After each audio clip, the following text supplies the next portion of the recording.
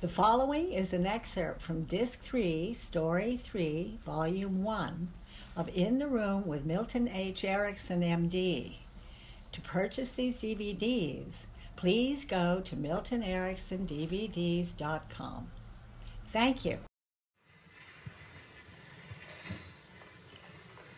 Now, another example of short-term therapy.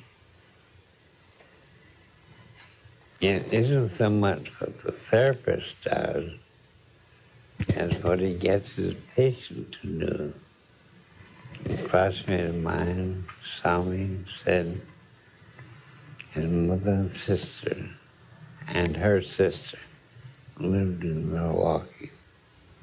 Both were independently wealthy, and his aunt had a great big home, a great big yard, 52 years old, unmarried, totally friendless. He went to church.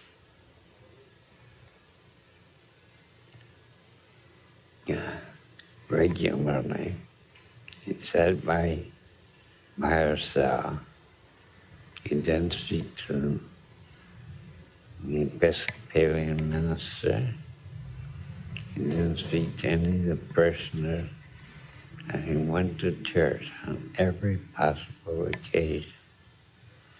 She had a housekeeper and a maid who came in each morning, did the housework, prepared the meals, washed the dishes, and then the evening left. Housekeeper bought supplies, paid the yard man, and keep the yard looking beautiful. And that woman lived alone in a great big house. And my classmate told me my aunt had been profoundly depressed for 9 months. The housekeeper's worried about her, so is the maid. She and my mother won't speak to each other. He has no friends and just goes to church. She likes me. She can't stand too frequent visits from me. Once a year is about all she can take. And I'm worried about her. Now, on one of your lecture trips to Milwaukee, will you look her up and see if you can do anything for her? One evening, I rapped at her door. Housekeeper, maid, long departed. I identified myself and demanded that I be given a tour of the house. And she passively agreed. I went from one room to another, inspecting, hoping I'd find something and I could use. And in the sunroom, I saw 3 African violets in full bloom, different colors. And in the 4th spot, I saw that she had planted a leaf. You know, African violets are propagated by planting leaves.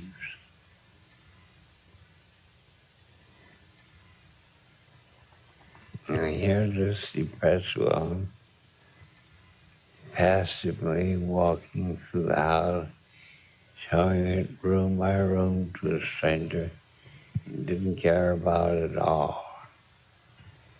I saw those 3 adult African violets and the 3rd one being sprouted. I said, Madam, in accord with your son's wishes, I'm going to write some prescriptions for you, and I want them carried out. You give these prescriptions to your housekeeper tomorrow morning. Have her carry them out. I prescribe them, and the housekeeper buy her an adult African violet of every hue that she did not own. I think at that time there were 13 different hues. And then she would buy 50 potting pots and a supply of soil from the nursery so she could plant some more African violet leaves and start growing African violets. And I also asked the housekeeper buy 200 gift flower pots. And my orders were, every time a baby was born to a member of the church, he sent the baby an adult African violet. Every time a baby got christened, she sent an adult African violet. Every time a church member got sick, that member got an adult African violet. Every time a girl announced her engagement, she got an African violet. Every couple that was married in church got an African violet. And every church bazaar, she contributed 12 to 20 African violets to be sold. Every possible opportunity she was given African violet. At one time, I know she had over 200 adult African violets. Now, I was thinking she had really accomplished something. You kept a single African violet plant alive and full bloom for 3 years, and they are the tenderest of plants, and they will die of the faintest excuse. Light has to be just right. The amount of water given them just right. And taking care of 200 or more African violets in a day's work, it doesn't give you a chance to shed a tear. You're busy from early morning till late at night. And so, some 20 years later, he died of natural causes. With an endless number of friends, the African violet queen of Milwaukee